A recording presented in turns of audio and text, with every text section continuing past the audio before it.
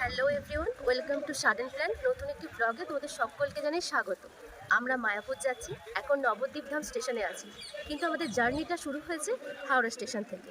আমরা এবারে মায়াপুর যাচ্ছি এক্সপ্রেস ট্রেনের মাধ্যমে। পূর্বে আমরা যখন মায়াপুর এসেছিলাম, আমরা লোকাল ট্রেনে এসেছিলাম। তোমাদের এই পর্বের ভিডিওতে এক্সপ্রেস ট্রেনের সকল তথ্য আর লোকাল ট্রেনেরও তথ্য আমরা এই ভিডিওতে দেব। অবশ্য লোকাল ট্রেনের একটি সম্পূর্ণ বিবরণ সব ভিডিও আমার এই চ্যানেলে আছে, আমি তার লিঙ্ক ডেসক্রিপশন বক্সে দিয়ে দিলাম, তোমরা চেক করে নিতে পারো। আমাদের বাড়ির কাছে স্টেশন দাসটাগড়ে চলে এলাম। 7:07 লোকাল আসলো 7:27 উঠে পড়লাম। এবার আমরা এই লোকালের মাধ্যমে পৌঁছে যাব হাওড়া স্টেশনে। হাওড়া থেকে নবদ্বীপ ধাম পর্যন্ত আজকে আমরা এসেছি এক্সপ্রেস ট্রেনে। আমরা যে ট্রেনটা এসেছি সেইটা হচ্ছে 13063 up Howrah Balurghat express. Local ট্রেনটি দেরি করায় আমরা মুখোমুখি সময় হাওড়া স্টেশন পৌঁছালাম। অলরেডি 11 নম্বর প্ল্যাটফর্মে বালুরঘাট এক্সপ্রেস দাঁড়িয়ে রয়েছে। ঘড়িতে তখন 7:47। আমরা সময় নষ্ট না করে আমাদের কামরা S6-এ উঠে পড়লাম, আর 7:50-এ ছাড়বে এই বালুরঘাট এক্সপ্রেস। ট্রেনের তথ্যগুলি দেওয়ার আগে তোমাদের এই এক্সপ্রেসে আমাদের কামরাটা একটু ঘুরে দেখাই। আমাদের সিট নাম্বার ছিল 66 আর 67। আর এই ট্রেনটি একটু পুরাতনই বলা চলে। আর দেখো, একটি পুরাতন বেসিন রয়েছে, আর একটি ইন্ডিয়ান বাথরুম রয়েছে, আর একটি ওয়েস্টার্ন বাথরুম রয়েছে। অন্য এক্সপ্রেস ট্রেনে যেমন বাথরুম আর বেসিন হয়ে থাকে, তেমন বালুরঘাট এক্সপ্রেসও সেম একই জিনিসই আছে। হাওড়া থেকে নবদ্বীপ ধাম এসে পৌঁছতে সময় লাগে 1 ঘন্টা 45 মিনিটের মতো। হাওড়া থেকে এই ট্রেনটি ছাড়ে 7:50-এ, যথারীতি রাইট টাইমে ট্রেনটি ছেড়েছে। ওভারঅল ভালো, বাথরুমে প্রচণ্ড গন্ধ ছিল, বাথরুম খুব একটা ক্লিয়ার নয়। আর এমনি যেমন নর্মাল স্লিপার ক্লাসের যে কোচগুলো আমরা দেখেছি, সেই কোচই এতে রয়েছে, এলএইচবি কোচ, আইসিএফ কোচ নয়, পুরনো এলএইচবি কোচ। এবার আসি আমরা এই ট্রেনের ভাড়ার ব্যাপারে।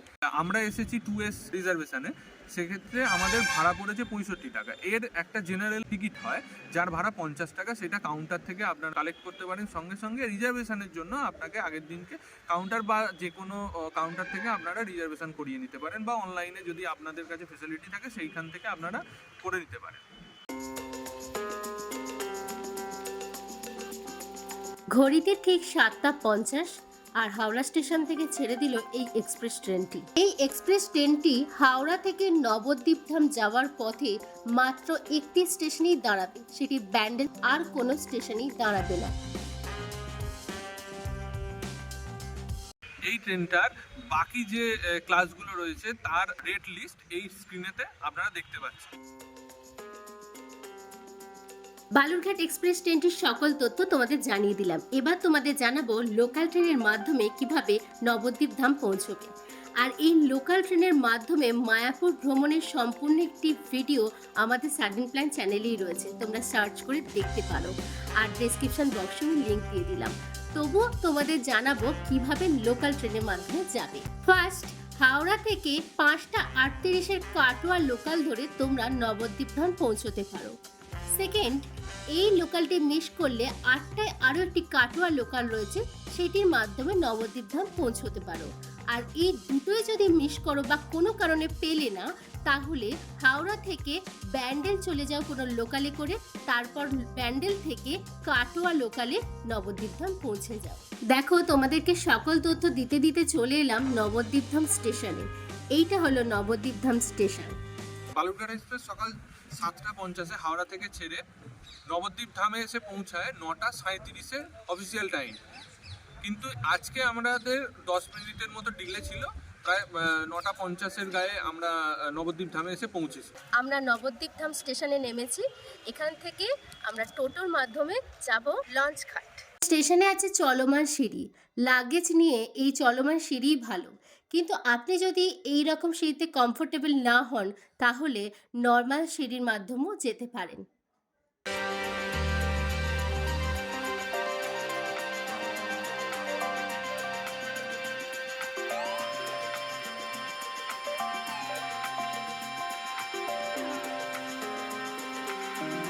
আমরা স্টেশনের বাইরে যাব, তাই ওভারব্রিজ দিয়ে আস্তে আস্তে এগিয়ে চলতে শুরু করলাম।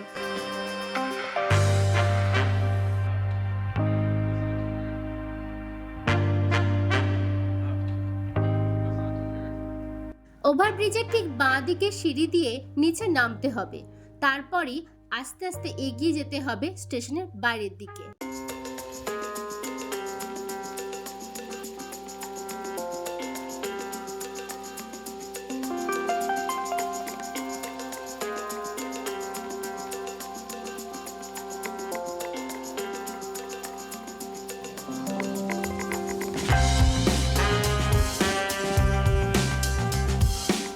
আমরা নবদ্বীপ স্টেশন থেকে বাইরে চলে এলাম, আর এটা হলো এই স্টেশনের বাইরের অংশ। তোমরা লক্ষ্য করলে দেখবে বাইরে অনেক টোটো দাঁড়িয়ে রয়েছে ঠিক স্টেশনের বাইরেতেই। টোটোর চালককে পরিষ্কারভাবে বলে দেবেন আপনারা মায়াপুর লঞ্চ ঘাট যেতে চান, তারপর আপনারা টোটোয় উঠে পড়ুন। এই নবদ্বীপ ধাম স্টেশন থেকে মায়াপুর লঞ্চ ঘাট যেতে সময় লাগে 20 মিনিট, আর এই টোটোর ভাড়া হয় জন প্রতি 20 টাকা।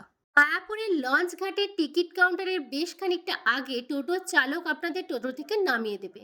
তারপর থেকে সোজা রাস্তা ধরে আপনারা এগিয়ে চলবেন লঞ্চ ঘাটের টিকিট কাউন্টারের দিকে, আর এটা হলো মায়াপুরের লঞ্চে যাওয়ার টিকিটের কাউন্টার।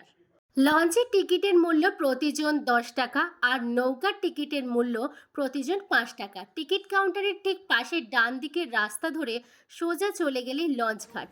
এই জায়গাটায় নিজেদের প্রয়োজনীয় জিনিসপত্র, মোবাইল ফোন, পার্স সর্বদা সাবধানে রাখবেন। যদি লঞ্চ দাঁড়িয়ে থাকে তো অবশ্যই উঠেই পড়বেন, আর যদি লঞ্চ না থাকে অল্প সময় অপেক্ষা করলেই লঞ্চ চলে আসে, এখানে বেশিক্ষণ দাঁড়াতে হয় না। আমাদের সামনেই লঞ্চ দাঁড়িয়েছিল, তাই আমরা উঠে পড়লাম, আর সাথে সাথে লঞ্চ ছেড়েও দিল। আমরা যে লঞ্চটা উঠেছিলাম বেশ ভালো ভিড় ছিল, অনেক মানুষের সমাগম ছিল সেখানে। যাই হোক, এই জায়গাটার আমি বেশি কিছু বললাম না, তোমরা প্রাকৃতিক সৌন্দর্যটা উপভোগ করতে থাকো।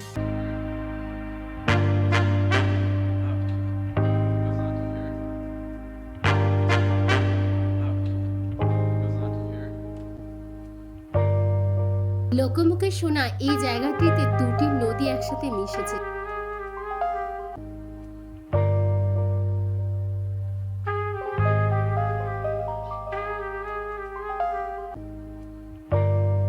লঞ্চে করে মায়াপুর আসতে সময় লাগে 10 মিনিট। লঞ্চ এসে গেল, আমরা এবার নেমে পড়ব। এই জায়গাটি তো আপনার প্রয়োজনীয় জিনিসপত্র সাবধানে দেখে রাখবেন। আর সামনে এই যে জায়গাটা দিয়ে যাবেন এটা ঠিক বাঁশের সেতুর মতো।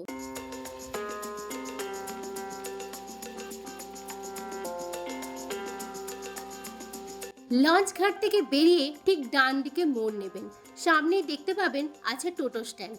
আপনারা বাসে করেও যেতে পারেন, বাস ঠিক মন্দিরের গেটের সামনেই নামিয়ে দেবে। আমরা টোটো করে যাব, তাই একটুখানি এগোনোর পরই টোটো স্ট্যান্ড আছে, সেইখানে টোটোতে উঠে পড়লাম। আপনাদের যদি কোনো স্পেসিফিক ভবনের রুম বুক করা থাকে তাহলে সেই গেটের সামনে নামাতে বললে টোটো চালক নামিয়ে দেবে। আমরা বলেছিলাম 1 নম্বর গেটের সামনে নামবো, তাই আমাদেরকে ওই গেটের সামনে নামিয়ে দিয়েছিল।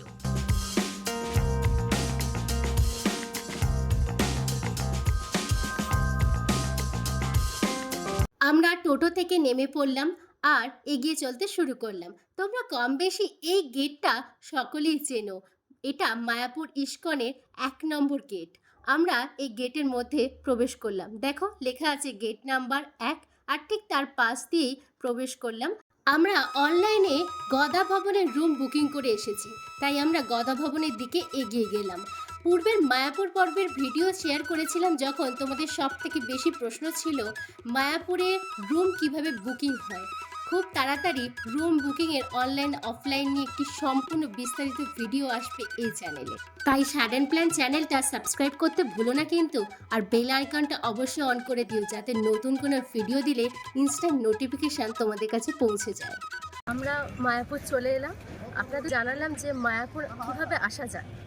ভিডিওটা যদি ভালো লাগে অবশ্যই লাইক, কমেন্ট আর শেয়ার করতে ভুলবেন না, সাবস্ক্রাইবটা কিন্তু করে দেবেন। দেখা হচ্ছে একটা নতুন ভিডিওর সাথে, থ্যাংক ইউ। আগামী পর্বের ভিডিওতে তোমাদের গদা ভবনটা ঘুরে দেখাবো, সুবিধা অসুবিধা জানাবো, তার সাথে আমরা যে ঘরটা পেলাম সেটাও তোমাদের দেখাবো। তাই অবশ্যই আমাদের এই চ্যানেলের সাথে থেকো আর পাশে থেকো।